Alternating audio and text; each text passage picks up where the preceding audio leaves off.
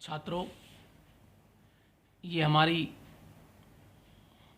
तीसरी वीडियो है सेट्स पर। आज हम पढ़ेंगे सेट्स के प्रकार। सेट्स कितने प्रकार के होते हैं?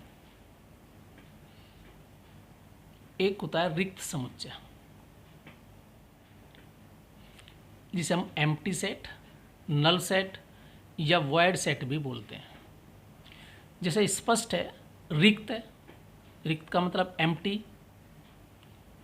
समुच्चय हम पढ़ चुके, एक संग्रह, एक वेल डिफाइंड संग्रह, वस्तुओं का संग्रह, अर्थात ऐसा संग्रह जिसमें कुछ भी कोई भी अवयव ना हो, वो रिक्त समुच्चय कहलाता है। तो एक ऐसा समुच्चय जिसमें एक भी अवयव नहीं होता, रिक्त समुच्चय कहलाता है। इसका नोटेशन है, रिक्त समुच्चय को एक ग्रीक अक्षर है फाई, संकेत फाई या ब्रेसिस, जो हमारे मंजिले ब्रैकेट है, खाली ऐसे लगा देंगे और बीच में अंदर कुछ नहीं लिखेंगे, से प्रदर्शित करते हैं।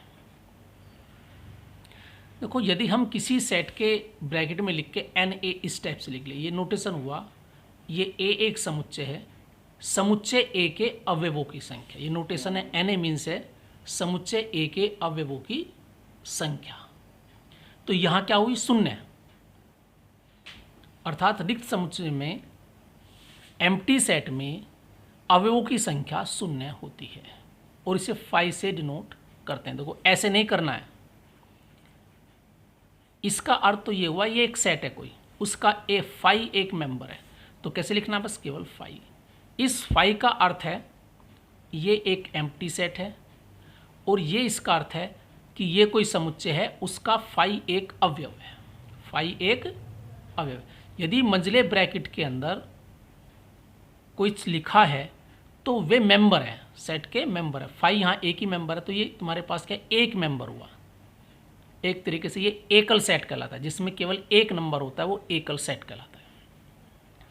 तो हमने लिया, एक एग्जाम्पल करते हैं फाई का, रिक्त समुच्चय का। रिक्त समुच्चय जिसमें कोई अवयव नहीं होता। एक्स सच दैट, यानी इस समय कक्षा 10 और कक्षा 11 में अध्ययनरत विद्यार्थी बताने हैं। यानी हमें ऐसे विद्यार्थियों का नाम लिखना है जो कक्षा 10 में भी पढ़ रहे हैं और कक्षा 11 में भी पढ़ रहे हों। तो ये संभव नहीं है कि एक छात्र कक्षा 11 में भी एडमिशन ले ले और कक्षा 10 में भी ले ले, तो वो नहीं, केवल एक ही जगह होगा। तो ऐसा कोई छात्र नहीं हो सकता जो दोनों जगह पढ़ता हो। तो ये कैसा सेट हुआ? इसमें कोई मेंबर नहीं आएगा, कोई छात्र नहीं होगा ऐसा। तो A equal to phi, A equal to phi या सिंपल खाली ब्रैकेट। तो ये हुआ रिक्त समुच्चय। तो दूसरा एक मैंने एग्जांपल लिया है, एक्स सच दैट, एक्स एक प्राकृतिक संख्या है। कैसी संख्या है? प्राकृतिक संख्या है, जो 1 और 2 के बीच में हो। अगर हम प्राकृतिक संख्या देखें तो पहली प्राकृतिक संख्या क्या है? 1, दूसरी क्या है? 2। तो 1 और 2 के बीच तो कुछ है ही नहीं। तो कह रहा है कि x कैसा होना चाहिए? जो 1 से बड़ा और 2 से छोटा हो। तो ऐसी कोई प्राकृतिक संख्या नहीं है, अर्थात 1 व 2 के मध्य कोई प्राकृतिक संख्या नहीं होती। तो इस सेट का भी कोई मेंबर इसमें नहीं होगा। तो यदि ऐसी कोई कंडीशन जो पूर्ति ना हो, अर्थात कोई ऐसा मेंबर हमें ना मिले, तो सेट वो फाई कहलाता है। देखो, फाई सेट में कुछ नहीं होता है, हम कभी भी मान सकते हैं, जिसमें कोई अवयव नहीं होता। अब होता है एकल सेट। एकल सेट कैसा होता है?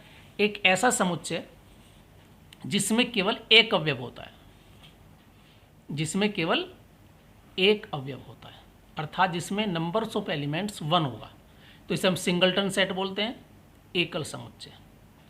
तो एक ऐसा समुच्चय यानी वस्तुओं का ऐसा संग्रह जिसमें केवल एक अवयव होता है। अब परिमित व अपरिमित, finite and infinite set. Finite का मतलब निश्चित, जिसमें अवयवों की संख्या, अर्थात जो उसके मेंबर हैं वे निश्चित हैं, जिनकी गणना की जा सकती हो कि 10 मेंबर हैं, 20 मेंबर हैं, या 100 हैं, या 1 लाख हैं, गणना की जा सकती है। चाहे वे 1 करोड़ हों, तो वो फाइनाइट सेट कहलाता है। तो वह समुच्चय जिसमें अवयवों की संख्या निश्चित अर्थात जिसकी गिनती संभव हो, परिमित समुच्चय, परिमित का मतलब फाइनाइट समुच्चय कहलाता है। अन्यथा कैसा होगा, फिर वो जब गिनती नहीं की जा सकती तो वो अपरिमित इनफाइनाइट सेट कहलाता है। अगर तुमसे कहा जाए ए एक सेट है एक्स सच दैट एक्स वर्ष का 1 महीना है, ये सेट बिल्डर फॉर्म में लिखा है गुण विधि में, एक्स सच दैट एक्स वर्ष का 1 महीना है, तो ऐसे वर्ष में कितने महीने होते हैं, 12, तो 12 मेंबर होंगे। अगर इन्हें हम लिस्टिंग मेथड रोस्टर मेथड में लिखें, जनवरी लिखेंगे, फरवरी लिखेंगे, मार्च, अप्रैल, मई, जून, जुलाई, अगस्त, सितंबर, अक्टूबर, नवंबर, दिसंबर, ऐसे लिखेंगे अलग अलग, तो वो कौन सा हुआ, टेबुलर फॉर्म। तो कितने मेंबर होंगे, 12, तो कैसा गिने जा सकते हैं, तो निश्चित हैं, तो ये फाइनाइट सेट है। अंग्रेजी वर्णमाला का एक अक्षर है, हम जानते हैं अंग्रेजी वर्णमाला में कितने होते हैं, 26 होते हैं, तो ये भी एक फाइनाइट सेट होगा। तो अंग्रेजी वर्णमाला का एक अक्षर अर्थात ये भी एक जिसमें फाइनाइट सेट होगा और 26 मेंबर होते हैं। अब मैं तुमसे कहूँ प्राकृतिक संख्याओं का समुच्चय, n एक प्राकृतिक संख्या है, तो प्राकृतिक कहाँ से स्टार्ट हुई, 1 2 3 4 5 6 7 8 dot dot dot dot dot dot, तो ये कैसा हुआ, अपरिमित समुच्चय। जेड मीन्स याद कर नोटेशन है, पूर्णांकों का समुच्चय। हमारे पास बहुत पूर्णांक, धन पूर्णांक भी होते हैं, ऋण पूर्णांक भी होते हैं, 0 -1 -2 -3 कहलाते हैं ऋण पूर्णांक। धन पूर्णांक 1 2 3 4 5 6, 0 पूर्णांक 0 आता है, तो ये भी हमारे पास पूर्णांक बहुत हो सकते हैं। तो जेड है पूर्णांकों का समुच्चय, ये भी एक इनफाइनाइट सेट है। क्यू परिमेय संख्या, परिमेय संख्या जानते हो जो P/Q के रूप में लिखी जा सकती है, उसे परिमेय संख्या कहते हैं। तो ऐसी संख्या जैसे 2 है, 2 भी परिमेय संख्या, 2/1 लिख सकते हैं, 1/2 भी परिमेय संख्या है। तो ये हमारे पास परिमेय संख्याओं का समुच्चय भी क्या होता है, इनफाइनाइट सेट होता है, अर्थात इसमें अवयवों की संख्या अनंत होती है।